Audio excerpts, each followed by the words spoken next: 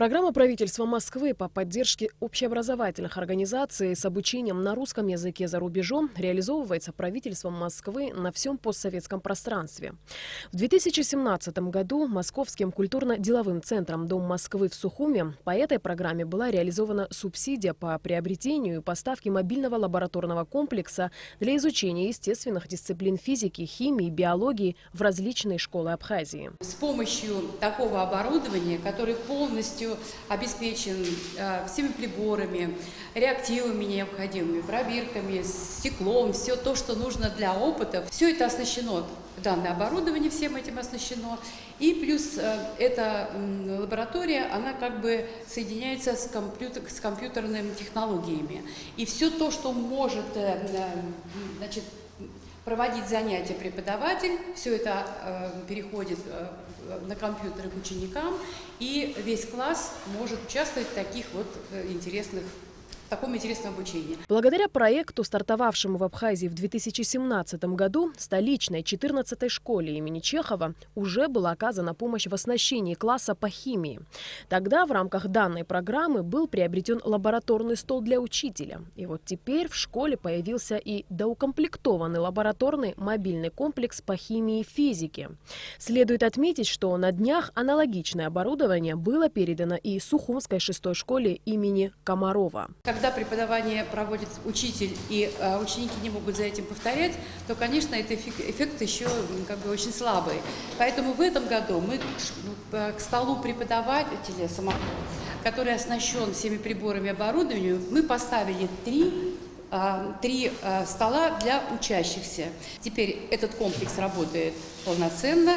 Есть стол преподавателя, есть интерактивный экран, на котором все это проходит, есть компьютеры, куда переходят все данные, и весь класс работает комплексно, очень эффективно. Мобильный лабораторный комплекс, о котором идет речь, соответствует современным запросам образовательных учреждений по использованию учебно-лабораторного оборудования в сочетании с компьютерной и презентационной техникой и предназначен для проведения демонстрационных экспериментов и лабораторных работ по химии, физике и биологии в соответствии с основной образовательной программой. В нашей школе уже давно открыты профильные классы по химии и биологии, и благодаря тому, что мы сегодня получили, мы можем проводить эти уроки с большей отдачей. Результаты профильных классов, конечно, не сравнить с теми, что обычные классы, хотя нам выделяют всего 4 часа вместо 6 часов, но тем не менее результат есть. Поэтому то, что мы сегодня получили, большое спасибо. И я думаю, что наши дети в этом году, начиная с 8 класса, мы открываем профильные классы химии и биологии, наши дети будут работать. Только единственная проблема в том, что у нас нет реактивов. Все-таки химия – это экспериментальная наука, поэтому, чтобы проводить уроки и получить лучший результат, дети должны хотя бы в руках держать пробирку и проводить хотя бы простые опыты. Директор 14-й школы Рита Бения выразила благодарность руководству Дома Москвы от лица всего педагогического коллектива и отметила, что в их школе профильные классы организованы давно, а новое современное оборудование станет большим подспорьем и для преподавателей, и для учеников. Сегодня в жизни нашей школы такое значимое событие. Мы получили доукомплектацию к мини-лабораторному комплексу «Химия-биология». Была возможность только у педагога демонстрировать опыты, объяснять материал для учащихся. Сегодня, уже получив такое оборудование, каждый ребенок может сам работать, видеть.